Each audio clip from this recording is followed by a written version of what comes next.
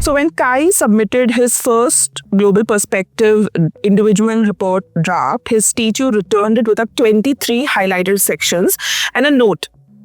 Plagiarism concerns. Resubmit with proper referencing. He was devastated. He worked hard and never meant to cheat.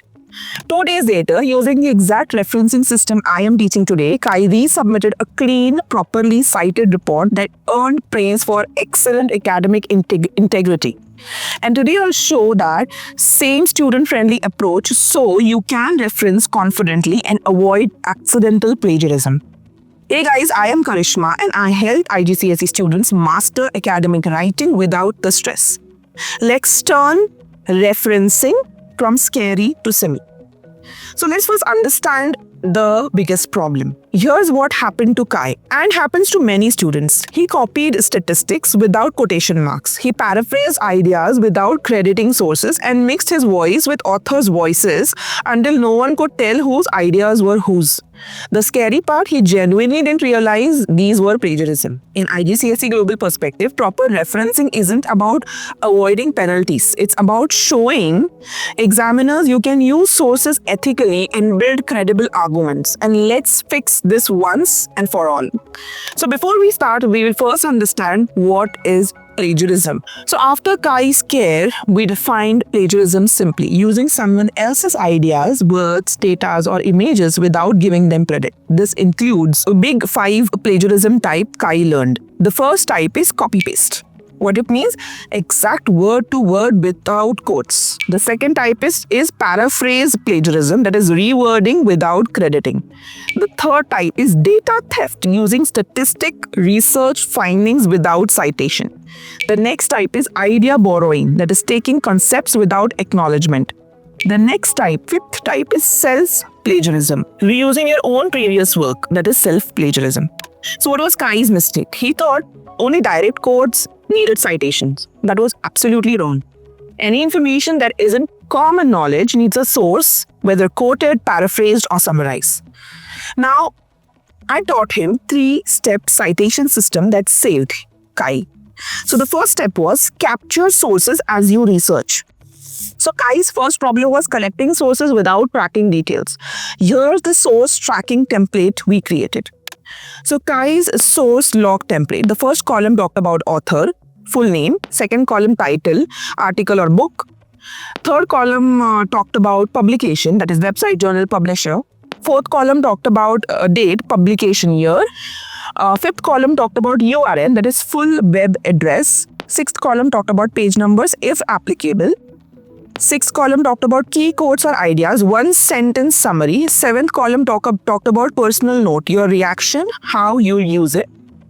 And this strategy prevented Kai's biggest fear, losing track of where information came from. And now the next strategy we used, that was step 2, is choose your citation style. So Kai's school uses APA style. So we mastered the basic. So APA, in-text citation, what Kai learned was direct quote. According to Smith, social media affects 73% of teens daily. Page number 15 quotes, as you can see on my screen. Next is paraphrase. Teen social media usage has a significant daily impact, in bracket Smith, 2023, bracket close, full stop. Next, multiple author. In bracket Johnson and Lee, 2024, closed, bracket close, or no author. Teen mental health, 2023.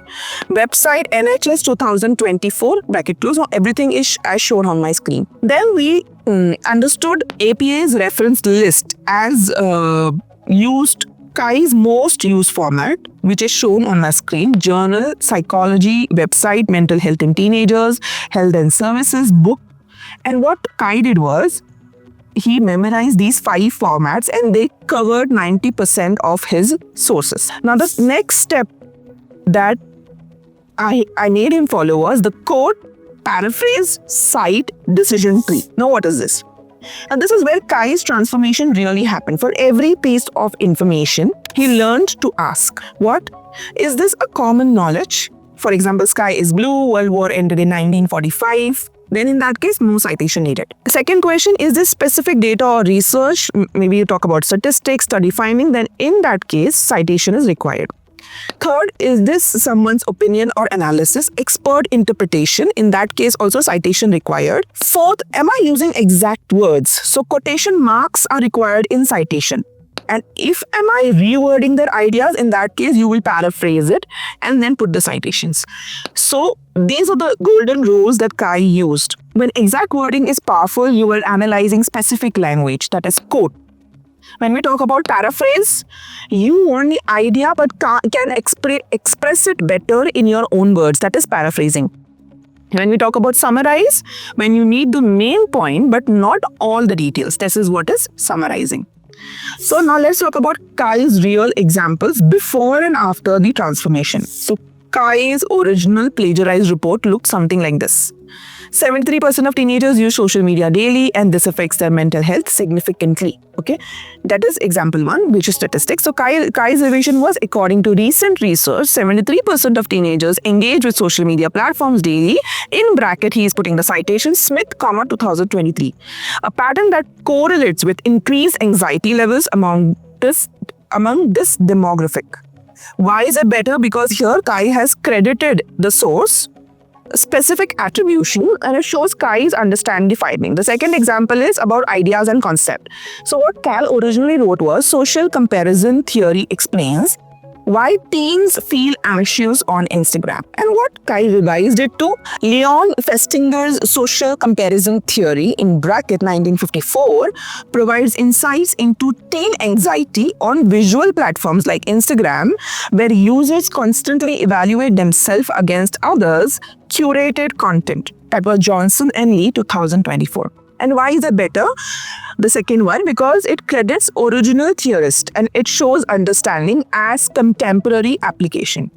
The third example is complex information. Kai's original challenge was a whole paragraph closely following a source's structure and ideas without proper credit.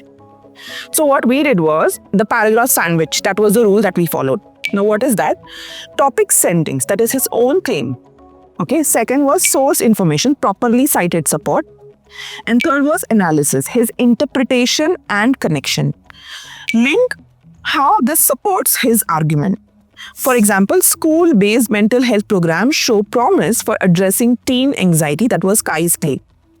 Okay, and a 2024 study of 12 UK schools found that mindfulness interventions reduce student anxiety scores by 23% over 6 months. That is Wilson et al. To the 2024. This suggests that institutional support can complement individual therapy approach.